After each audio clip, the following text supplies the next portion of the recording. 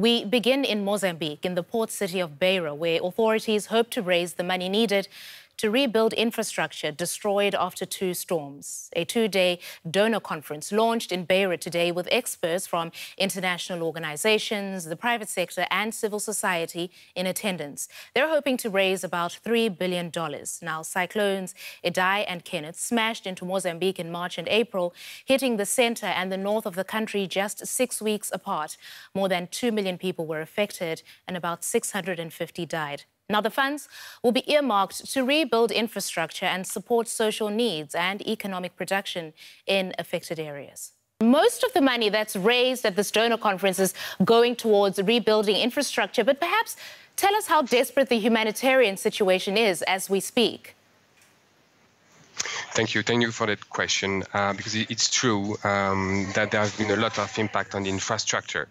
Here, roads, bridges, hospitals have been damaged, but we should not forget the human side of it. And today, still some people, after 2 months, still didn't receive some first assistance. So that's one of the things that we are looking at the moment at the Red Cross, is to still try to give them some tools that will help them to rebuild their lives in the future, but also to respond to their still very dire needs, especially related to emergency food or emergency shelter, for example, that some of the communities we have been visiting recently still didn't receive anything. Right.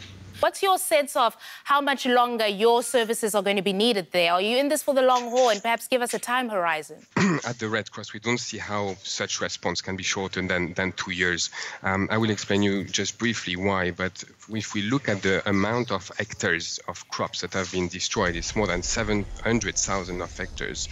All these crops have been lost just before the harvest. So this means that the main harvest is going to come only in 1 year. So there is no way we can do something that is sustainable that will take over after 1 year. So we need to be able to bridge that gap for a minimum of 1 year, and then encourage people to be more resilient, build back safer, build back better, to be more resilient in the risk of